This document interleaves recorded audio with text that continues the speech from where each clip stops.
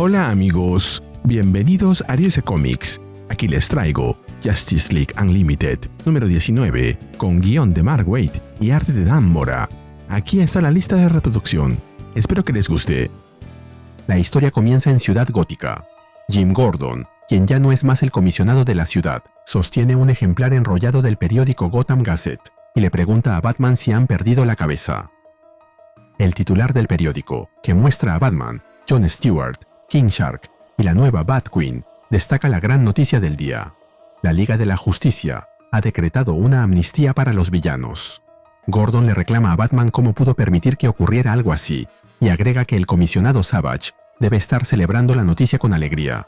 Batman le explica que la prensa malinterpretó por completo la decisión de la Liga. Lex Luthor filtró la noticia a propósito y sin ningún contexto, lo que ha provocado que pierdan el control de la situación ante los medios. Al mismo tiempo, en la Asamblea de la ONU, Wonder Woman, acompañada por Black Lightning, explica que la amnistía es, en realidad, un programa piloto supervisado con rigor, para el que seleccionaron con sumo cuidado a los beneficiados. Mientras tanto, en el Departamento de Defensa, Captain Atom les explica a Wade Eiling y otros altos mandos militares que se les exige actuar bajo una estricta vigilancia para reducir o incluso eliminar por completo cualquier riesgo para los civiles. Nos movemos al set de Hardwired, el podcast de Leslie Willis, Livewire y Jack Ryder, The Creeper. Jack le pregunta a su audiencia si deberían creerle a la Liga de la Justicia. Agrega que él y Livewire se sienten como personajes secundarios, sin control sobre lo que ocurre, e invita a los oyentes a llamar para dar su opinión. En el corte, Livewire le recuerda que ambos pertenecen a la Liga, y agrega que ella está de acuerdo con la medida. Jack insiste en lo que más le molesta. Ni ellos dos, ni el 90% de la Liga tuvieron derecho al voto, ya que los líderes simplemente lo impusieron. Además, el rechazo de la gente hacia la amnistía es muy fuerte, y nadie sabe qué sucederá cuando las cosas comiencen a salir mal. Nos movemos a Fort Myers, en Utah. Captain Marvel, a quien, al parecer, decidieron devolverle su nombre anterior y olvidarse de The Captain, Starro, Lex Luthor, Wonder Woman, Flash y Dr. Polaris. Flash le pregunta a Red Tornado qué está ocurriendo. Desde la Watchtower, Red Tornado responde que Batman y él han identificado a la amenaza en Fort Myers como un criminal llamado Neutron. Captain Marvel se da cuenta de que hay civiles y periodistas en la zona de peligro. Mientras tanto, Red Tornado detalla que Neutron posee una fuerza y resistencia sobrehumanas y es capaz de emitir energía radiactiva, pero tiene más poder que inteligencia, lo que lo vuelve todavía más peligroso. Flash lo localiza y le ordena que se detenga. Neutron le responde que bajo qué cargos, ya que ahora cuenta con amnistía, y le lanza un rayo de energía. Lex comenta que no recuerda que Neutron esté en la lista de los amnistiados. Wonder Woman confirma que no lo está, ya que tienen ciertos estándares, y le dice a Neutron que lo que hace es una locura. Ellos son más que él. Sin embargo, alguien los atrapa con lazos energéticos y les pregunta si de verdad lo está. Es Felix Faust, quien quiere saber qué derecho tiene la Liga para entrometerse en su misión. Aprovecha la confusión para hablarle directamente a los reporteros, sosteniendo que la misma Liga declaró que todo está perdonado para ellos y que son libres de hacer lo que quieran. Como sabe que nadie lo conoce, finaliza deletreándoles su nombre. Batman, desde la Watchtower, ordena de inmediato que se corte la transmisión. Superboy le pregunta cómo puede ayudar, pero Batman lo ignora y le dice a Wonder Woman, Flash y Captain Marvel que pongan en acción a Dr. Polaris de inmediato y eviten que el problema empeore. Como comentario, si vemos aquí a Connell, el clon de Superman, es porque estos eventos suceden antes de su aventura en viaje en Supergirl número 13. Atom replica que ellos no necesitan a ningún doctor, sino refuerzos, y que Superboy, Steel y él mismo irán a ayudar.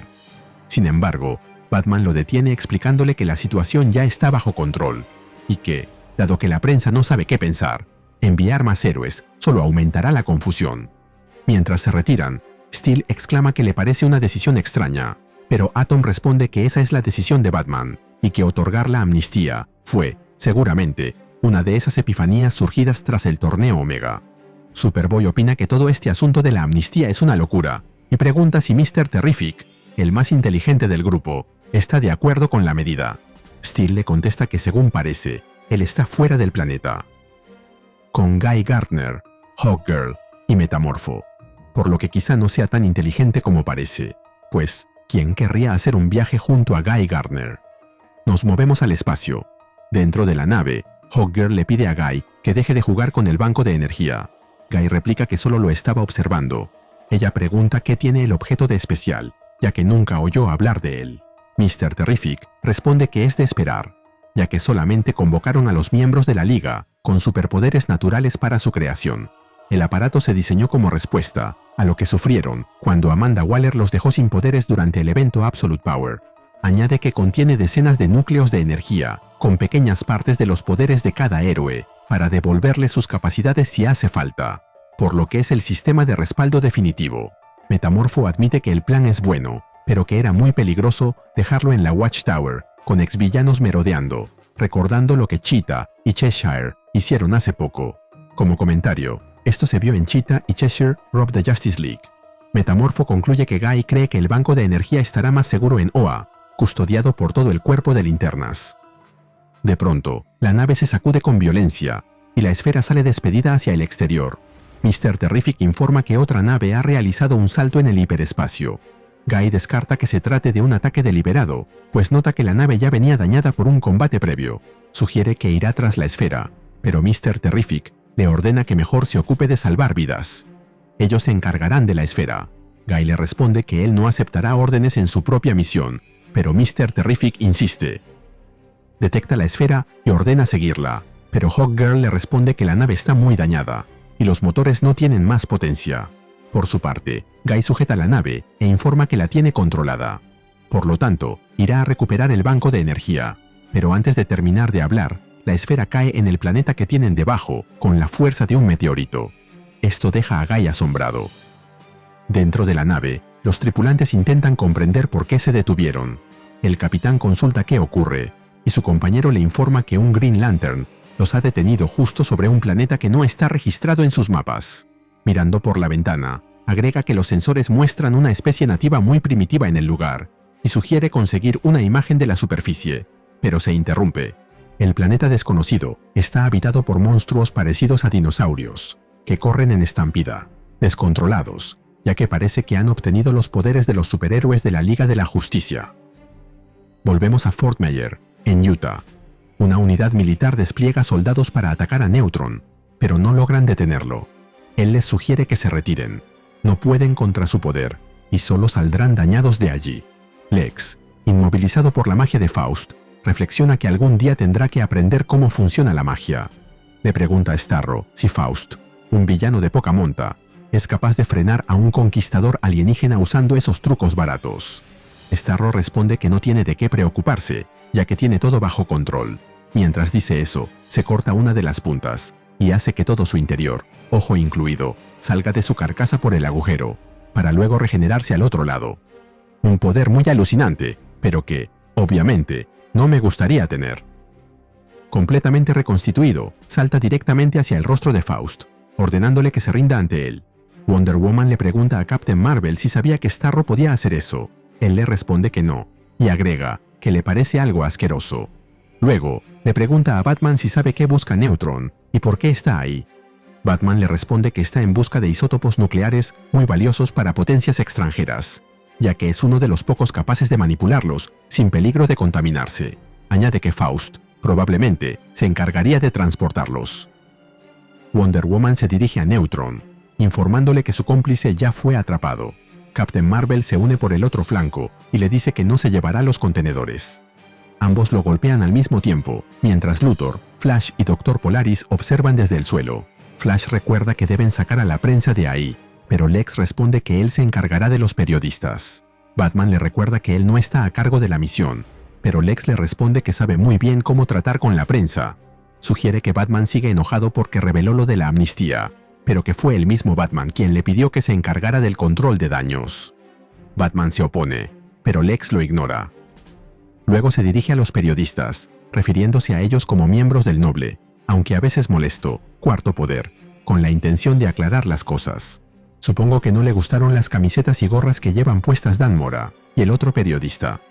Mientras tanto, Neutron ataca de nuevo y pide que lo dejen tranquilo, revelando que el gobierno de Sirac le prometió una cura a cambio del material nuclear y que los héroes lo están arruinando todo. Lex le explica a la prensa que la Liga no piensa indultar a sujetos como Felix Faust o Neutron. Explica que parece que varios delincuentes intentan aprovecharse falsamente de la amnistía y anuncia que pronto publicarán una lista para identificarlos. Batman intenta detener la rueda de prensa y le ordena a Lex que se retire, pero él simplemente apaga el intercomunicador que tiene en el oído. Lex explica que el Dr. Neil Emerson fue seleccionado especialmente para esta misión.